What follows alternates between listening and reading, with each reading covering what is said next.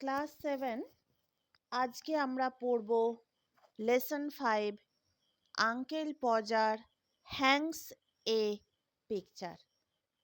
এই গল্পটা পড়ব। এই গল্পটা লিখেছেন জেরম কালকা জেরম। চলো আমরা মানে পড়ি।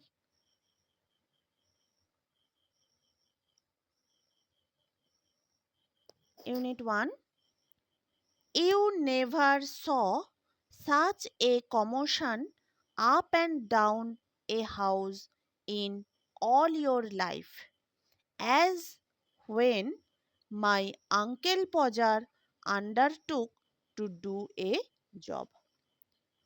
তুমি কখনো তোমার জীবনে বাড়িতে এরকম গন্ডগোল দেখনি, ঠিক যেমনটা আমার কাকা পজার কোনো কাজের দায়িত্ব নিতেন সেই ধরনের। বোঝা গেল না? এবার একটু একটু করে আমরা পড়ব। ইউ নেভার স, তুমি কখনো দেখনি, সাচ এ কমোশন, এই ধরনের গন্ডগোল, up and down a house, সারা বাড়ি জুড়ে, ইন অল ইয়োর লাইফ, তোমার সারা জীবনে, অ্যাজ, ঠিক তেমন, হুয়েন, যখন, মাই আঙ্কেল পজার, আমার কাকা পজার, আন্ডারটুক, দায়িত্ব নিতেন, টু ডু এ জব, কোনো কাজ করার। তাহলে পুরোটার মানে কি হলো? তুমি তোমার সারা জীবনে সারা বাড়ি জুড়ে এরকম গন্ডগোল দেখনি, ঠিক যেমনটা হয় আমার কাকা পজার কোনো কাজের দায়িত্ব নিলে। এরপরে দেখো, a picture would have come home from the frame makers. একটা ছবি হয়তো বাঁধাইয়ের দোকান থেকে বাঁধা হয়ে বাড়িতে আসতো, and be standing in the dining room, এবং খাবার ঘরে দাঁড়িয়ে থাকতো, waiting to be put up, অপেক্ষা করত ঝোলানোর জন্য। Aunt Podger would ask what was to be done with it. Aunt Podger হয়তো জিজ্ঞাসা করতেন এটা দিয়ে কি হবে বা এটার কি হবে। And uncle Podger would say, uncle Podger বলতেন, oh you leave that to me, ওহ ওটা তুমি আমার ওপর ছেড়ে দাও। Don't you, any of you, তুমি, তোমাদের কেউই, ওরি ইয়োর সেলফস, চিন্তা করো না, অ্যাবাউট দ্যাট, ওটা নিয়ে। I will do all that, আমি এটা সব করে নেব। অ্যান্ড দেন, এবং তারপর, he would take off his coat, তিনি তার কোট খুলে ফেলতেন, অ্যান্ড বিগিন, এবং কাজ শুরু করতেন। He would send the girl out for, তিনি একটি মেয়েকে পাঠাতেন বাইরে, for 6 pen worth of nails, 6 penny দামের পেরেক কিনতে।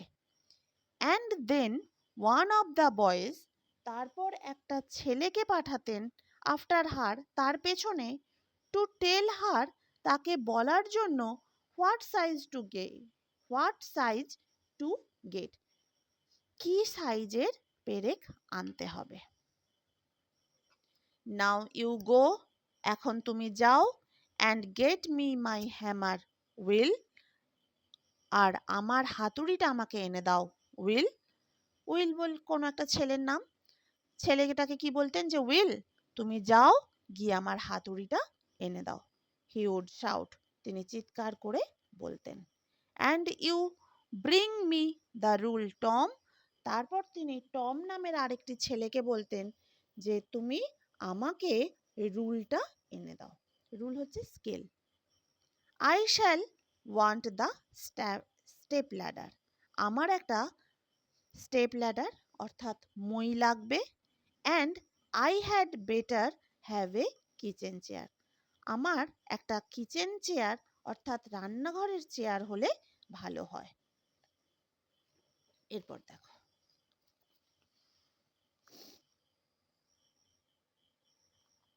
Two, and don't you go Maria, Maria তুমি যেও না, বিকজ কারণ I shall want somebody to hold me the light, কারণ আমার কাউকে দরকার লাগবে আমার হাতে আলোটা ধরিয়ে দেওয়ার জন্য। When the girl comes back, যখন সেই মেয়েটি ফিরে আসতো, she must go out again, তাকে আবার বাইরে যেতে হতো, for a bit of picture cord, একটা ছবি টাঙানোর দড়ি আনার জন্য। টম, ওয়্যারস টম, টম কোথায় Tom, Tom you come here, Tom তুমি এখানে এসো, I shall want you to hand me up the picture, আমার তোমাকে লাগবে আমার হাতে ছবিটা তুলে দেওয়ার জন্য।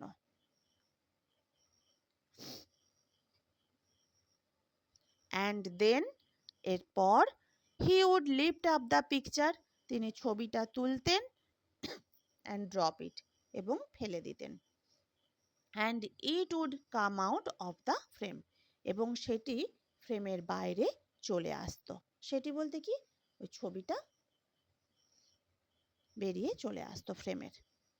হি would try, he would try to save the glass, তিনি কাঁচটা বাঁচানোর চেষ্টা করতেন, অ্যান্ড কাট হিমসেলফ, এবং নিজেকে কেটে ফেলতেন। দেন তারপর he would spring round the room, তারপর তিনি কক্ষ জুড়ে বা রুম জুড়ে লাফিয়ে বেড়াতেন, লুকিং ফর হিজ হ্যান্ডকারচিফ, তার রুমাল খোঁজার জন্য। He could not find his handkerchief, তিনি তার রুমাল খুঁজে পেতেন না, because it was in the pocket of the coat he had taken off, কারণ সেই রুমালটা থাকতো তার খুলে ফেলা কোটের মধ্যে, পকেটের মধ্যে।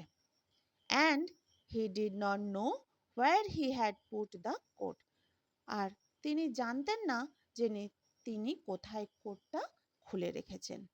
All the house had to leave off looking for his tools, সমস্ত বাড়ি তার যন্ত্রপাতি খোঁজা ছেড়ে দিত, and start looking for his coat, এবং তার কোটটা খুঁজতে শুরু করত। While he would dance around and hinder them, আর তখন তিনি কি করতেন, নেচে বেড়াতেন এবং সবার কাজে বাধা তৈরি করতেন। হিন্ডার মানে বাধা তৈরি করা। এতটা পড়বে, ভালো করে করবে, কোনো জায়গায় যদি কোনো অসুবিধে থাকে আমাকে কমেন্টে জানাবে।